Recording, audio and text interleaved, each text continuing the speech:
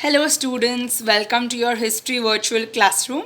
So we've covered actually in the previous video all the 5 parts of this chapter, and right now we will be revising whatever we've quickly done so that you also know how much have you actually retained as information. Your instructor is me, Helly Miss. I hope you pay attention to the revision video perfectly so that you don't have to again spend time going through everything that we have done. A quick note, just like I have in my every video, this is for grade 9 students, but others can use this as a source of information. So coming to this very important part, this is something you also had in grade 8. Sources are basically divided into 2 parts, primary and secondary. Primary is first hand and original.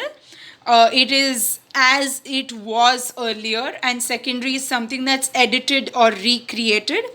Primary is generally a more reliable source of information because like it's itself in its meaning that it's original.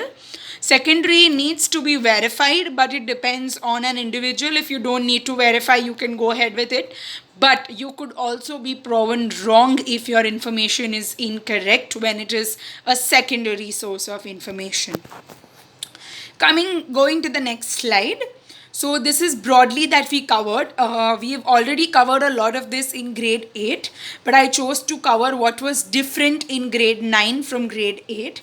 Under written sources, we had newspapers and the Press Trust of India covered. We understood how the PTI was very important source of information and it collected primary data.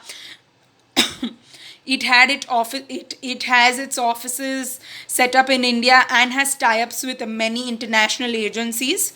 So at times newspapers like the Dainik Bhaskar, the Times of India and the Hindu borrow news from the Press Trust of India. Second, what we covered was postage stamps under written sources of information, because again postage stamps are reliable and primary sources of information because they cannot be edited unless someone prints it differently. But postage stamps actually talk about the history of that period. It has various symbols of personalities, animals, places. We also saw that there were rivers, the 4 main rivers of India during that period. And we also saw the birth and the death anniversary of Gandhiji. Next comes is the material sources. However, material sources has a lot of information, but we are going to cover coins. I missed out museums here, so we had coins and museums covered. Under folk songs was oral source of history. So we all know that we had certain songs that were sung during our independence period. So those songs reminded us of the freedom struggle, what kind of sufferings people went through that time. So it is again a primary source of information, however not completely reliable because an individual could add some information. However, if it was audio visual, which means that it is supported by some video clip, then maybe it is more reliable. And we also covered the FTII, which is the Film Television Institute of India, under this category.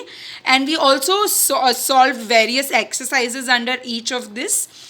And we saw what is more reliable, what is primary, what is secondary. So next time you come across a news article or some coin or any source of information, the first question that you will be asking yourself is it a primary source or a secondary source? Right? And then will you investigate further into knowing that what should be you doing with that information. So at the end of this video, I have 2 questions for you all in the exercise. So the first question is that if you have a news article, let's say you got a newspaper from 1997 by the Times of India, and you read some news article and you're actually shocked to read something like that. It was very unusual for you to come across such an information. So what would you do? Whom would you approach to know about it? And why would you approach that person? So you have to actually describe the steps that you will take to verify the information.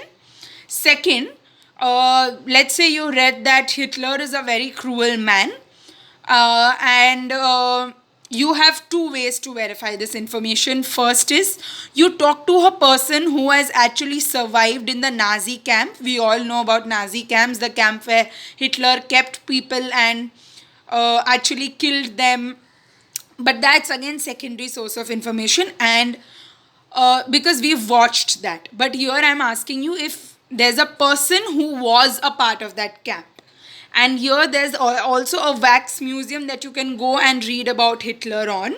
So what would you choose to do? Would you go to the wax museum and read things on him and verify information if he was a cruel man or not, or would you speak to the person who lived in that camp?